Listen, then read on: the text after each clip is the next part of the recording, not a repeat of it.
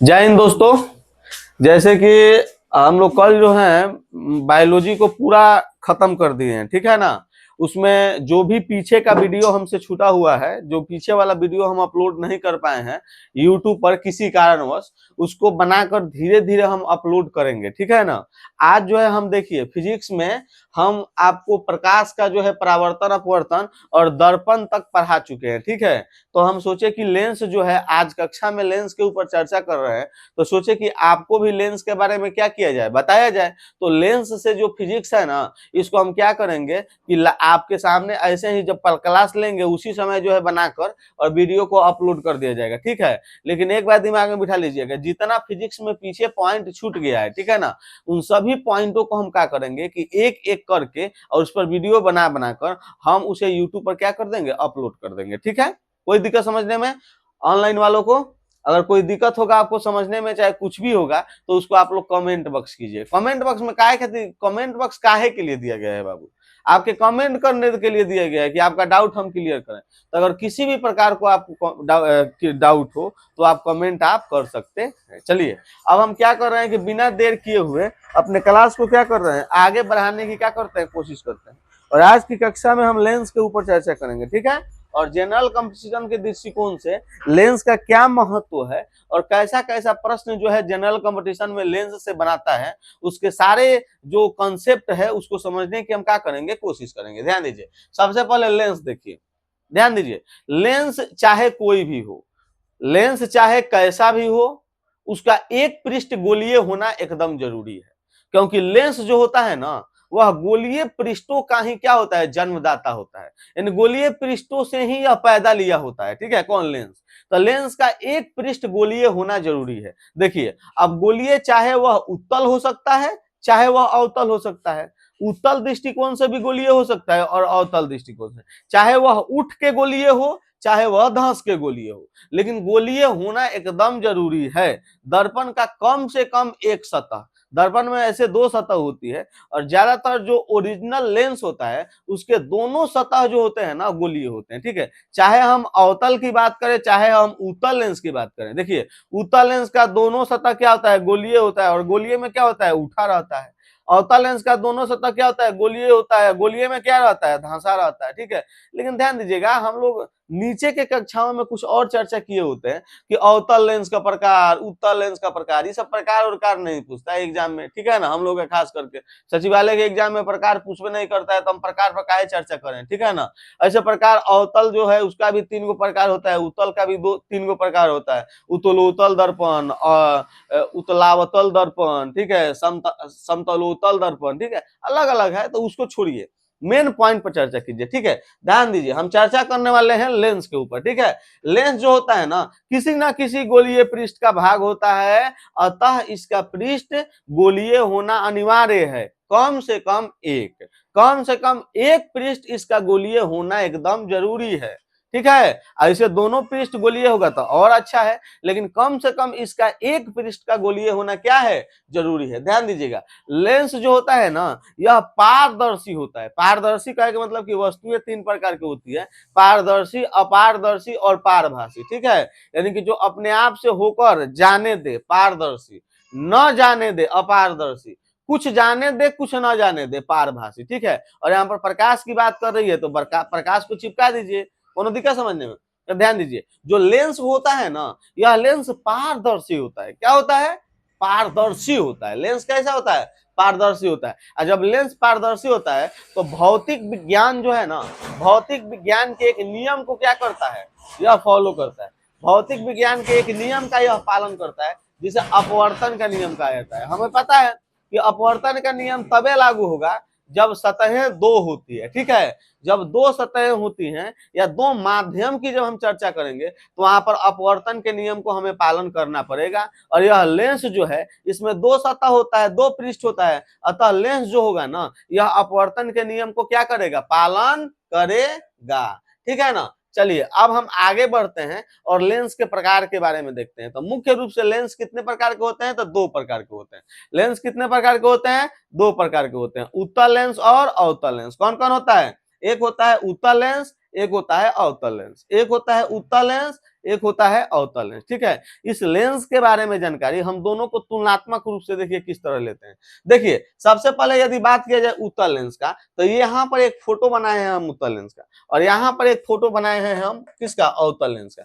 देखिए यह जो उत्तल लेंस है, इसके ऊपर यह प्रकाश की किरणें पड़ रही है। ठीक है, तो जो किरणें प्रकाश की पड़ रही है ना, इसको यह क्या कर रहा है, किसी एक बिंदु पर फोकसित कर दे रहा है, यानी कि इसे क्या कर रहा है कि प्रकाश के किरणों को सिकुड़ा दे रहा है। क्या कर रहा है, सिकुड़ा दे रहा है। कहने का मतलब कि किसी एक बिंदु पर केंद्रित कर दे रहा है। क्या कर रहा है, केंद्रित कर रहा है। यानी कि जो हमारा उत्तल लेंस है, यह प्रकाश की किरणों को क्या कर देता है, केंद्रित कर देता है। अब जब प्रकाश की किरणें केंद्रित होती है, इस गुण को कहा जाता है अभिसारी गुण। ठीक है, यानी प्रकाश के किरणों का किसी माध्यम से निकलकर आगे प्रस्थान करते हुए किसी एक बिंदु पर जाकर क्या हो जाना, मिल जाना, क्या कहलाता है, इसे प्रकाश के अभिसारी गुण कहा जाता है। अब प्रकाश के किरणों का किसी माध्यम से निकलकर आगे फैलते हुए चले जाना क्या कहलाता है, इसे अपसारी गुण कहा जाता है। क्या कहा जाता है, अपसारी गुण कहा जाता है। ठीक है ना। अब ध्यान दीजिएगा, ये जो उत्तल लेंस है, यह उत्तल लेंस प्रकाश के किरणों को क्या कर देता है, केंद्रित कर देता है और किसी एक बिंदु पर क्या कर देता है, फोकसित कर देता है। लेकिन ये जो अवतल लेंस है, यह प्रकाश के किरणों को क्या कर देता है, फैला देता है, उसका प्रसार कर देता है। ठीक है ना। तो प्रसार की जो प्रक्रिया है, इसे अपसारी गुण कहा जाएगा, और केंद्रित होने की जो प्रक्रिया है, उसे अभिसारी गुण कहा जाएगा। इस आधार पर हम यह देख रहे हैं कि यह जो उत्तल लेंस है, यह अभिसारी गुण को दिखा रहा है और अवतल लेंस अपसारी गुण को दिखा रहा है। यही कारण है कि उत्तल लेंस को अभिसारी लेंस के नाम से भी जाना जाता है तथा अवतल लेंस को अपसारी लेंस के नाम से जाना जाता है। ठीक है, तो यह तुलनात्मक अध्ययन था प्रकाश के किरणों को लेकर। यदि बात किया जाए तो ये जो उत्तल लेंस जो होता है ना, यह किनारों पर पतला होता है, दोनों किनारों पर क्या है, पतला है, और बीच में क्या होता है, मोटा होता है। लेकिन यहाँ पर अवतल लेंस की अगर बात करें तो यह किनारों पर मोटा होता है और बीच में क्या होता है, पतला होता है, बीच में क्या होता है, पतला होता है। अब ध्यान दीजिए दूसरी बात, यह क्या करता है, इसे अभिसारी लेंस का, उत्तल लेंस को अभिसारी लेंस कहा जाता है और अवतल लेंस को क्या कहा जाता है, अपसारी लेंस कहा जाता है। अभिसारी और अपसारी लेंस क्यों कहा जाता है, यह हम आपको बता दिए हैं, कोनो दिक्कत समझने में। आगे बढ़ते हैं। अब हम देखेंगे दोनों को अलग अलग करके। सबसे पहले हम देखेंगे उत्तल लेंस जो है ना, उत्तल लेंस के कुछ देखेंगे हम लोग। उत्तल लेंस जो होता है, उत्तल लेंस का हम दैनिक जीवन में जो अनुप्रयोग होता है, उत्तल लेंस के अनुप्रयोग के ऊपर चर्चा करेंगे। उसके बाद अवतल लेंस के अनुप्रयोग के ऊपर चर्चा करेंगे। ठीक है, तो सबसे पहले हम उत्तल लेंस का अनुप्रयोग के ऊपर चर्चा कर लेते हैं। ठीक है, देखिए उत्तल लेंस का उपयोग दूर दृष्टिकोण को दूर करने में किया जाता है। यानी कि अगर कोई व्यक्ति दूर दृष्टि दोष से क्या है, ग्रसित है। देखिए दृष्टि दोष तो आंख से संबंधित ज्यादा होता है, लेकिन दो फेमस है, एगो दूर है, एगो निकट दृष्टि दोष है। ठीक है ना, ऐसे जरा दृष्टि दोष बहुत है। ठीक है, तो दूर दृष्टि दोष और निकट दृष्टि दोष, इन दोनों में इन दोनों का उपयोग किया जाता है। देखिए दूर दृष्टि दोष में क्या होता है कि हम दूर के वस्तुओं को क्या देखते हैं, लेकिन नजदीक का नहीं देखते हैं। और निकट दृष्टि दोष में क्या होता है कि निकट को देखते हैं, दूर को नहीं देखते हैं। देखिए जिसके आगे दृष्टि दोष लगा होगा उसको हम देखेंगे, इसके अपोजिट नहीं देखेंगे। जैसे हम कह रहे हैं कि दूर दृष्टि दोष, यानी ऐसा लग रहा है कि दूर के दृष्टि में हमारा दोष है, ना, उल्टा होता है। दूर दृष्टि दोष में हम दूर को देखते हैं, नजदीक को नहीं देखते हैं। और निकट दृष्टि दोष में हम निकट को देखते हैं, दूर को नहीं देखते हैं। ठीक है, तो ध्यान दीजिएगा, जब हमें दूर दृष्टि दोष हो जाता है तो दूर दृष्टि दोष में किसका प्रयोग किया जाता है, उत्तल लेंस का उपयोग किया जाता है। इसके लिए ट्रिकली एक शब्द का हम चयन कर सकते हैं। ठीक है, देखिए बीच में यहाँ पर चयन कर देते हैं। ठीक है ना, आप लोग देख लीजिए। दूर, दूर में दो शब्द है, इसमें एक जोड़ देंगे तो कितना हो जाएगा, तीन, और तीन अक्षर का क्या होता है, उत्तल, तीन अक्षर का उत्तल। और निकट, निकट में कितना शब्द है, तीन, इसमें एक जोड़ देंगे तो कितना हो जाएगा, चार, और चार अक्षर का क्या होता है, अवतल, क्या होता है, अवतल। ठीक है ना, तो याद करके रखिएगा, दूर जो दृष्टि दोष है, दूर दृष्टि दोष में उत्तल लेंस का उपयोग किया जाता है। किसका उपयोग किया जाता है, उत्तल लेंस का। यानी कि उत्तल लेंस का उपयोग दूर दृष्टि दोष में किया जाता है, जबकि अवतल लेंस का उपयोग निकट दृष्टि दोष में किया जाता है। अवतल लेंस का उपयोग किसमें किया जाता है, निकट दृष्टि दोष में। दूसरा जानकारी देखिए, ये जो होता है ना उत्तल लेंस, यह मैग्नीफाइंग ग्लास के रूप में कार्य करता है। किसके रूप में? मैग्नीफाइंग ग्लास जो होता है ना, इसके रूप में यह कार्य करता है। जो ग्लास जो है ऐसा लगता है कि टूट गया, लेकिन टूटता नहीं है, एकदम चटका हुआ होता है, उसे ही मैग्नीफाइंग ग्लास कहता है। ठीक है, तो इसका उपयोग, उत्तल लेंस का उपयोग मैग्नीफाइंग ग्लास के रूप में किया जाता है।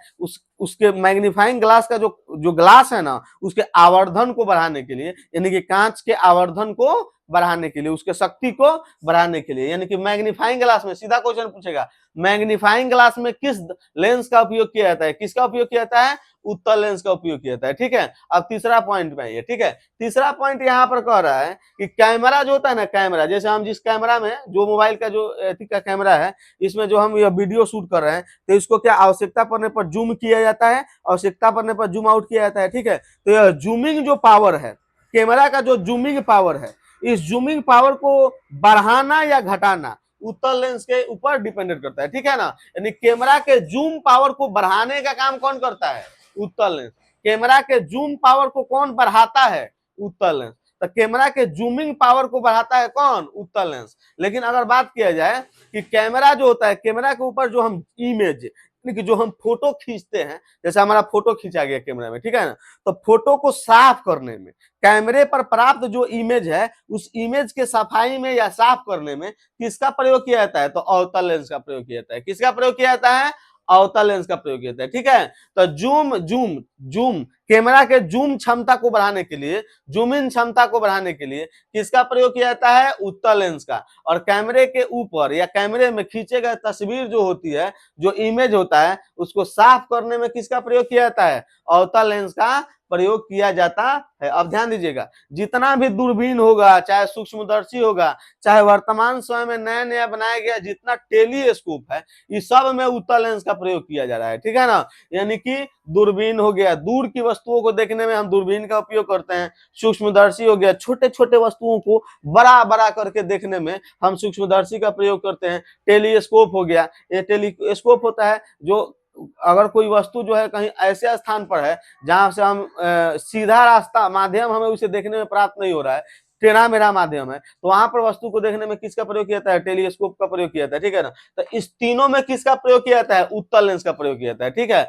लेकिन एकमात्र गैलीलियो का जो टेलीस्कोप है ना, गैलीलियो के टेलीस्कोप में अवतल लेंस का उपयोग किया गया है। गैलीलियो ने जो अपना टेलीस्कोप बनाया था उसमें अवतल लेंस का प्रयोग किया, लेकिन बाद के जो वैज्ञानिक लोग थे उन लोगों ने इस टेलीस्कोप में उत्तल लेंस लगाकर जब देखा तो इन लोगों को ऐसा लगा ना कि गैलीलियो का जो टेलीस्कोप है ना, इससे ज्यादा पावरफुल हम लोगों का टेलीस्कोप हो रहा है। ठीक है, तो बाद के वैज्ञानिक लोग जो थे अवतल लेंस को ना लगाकर उत्तल लेंस को क्या करने लगे? लगाने लगे। तो ऐसे क्वेश्चन पूछेगा कि गैलीलियो के टेलीस्कोप में किस लेंस का प्रयोग किया गया है, तो आप आंसर मारिएगा अवतल लेंस। ऐसे कहेगा कि टेलीस्कोप में किस लेंस का प्रयोग किया जाता है, तो किस लेंस का उपयोग किया जाता है? उत्तल लेंस का उपयोग किया जाता है। ठीक है, तो ध्यान दीजिए, आज की ये जो कक्षा है, इस कक्षा में हम क्या किए हैं कि लेंस को बताने की कोशिश किए हैं, और इसका जो प्रकार है उत्तल लेंस और अवतल लेंस, इन दोनों लेंसों को अच्छी तरीके से समझाने की कोशिश किए हैं। हमें पूर्ण विश्वास है कि आपको यह बात समझ में आई होगी। ठीक है,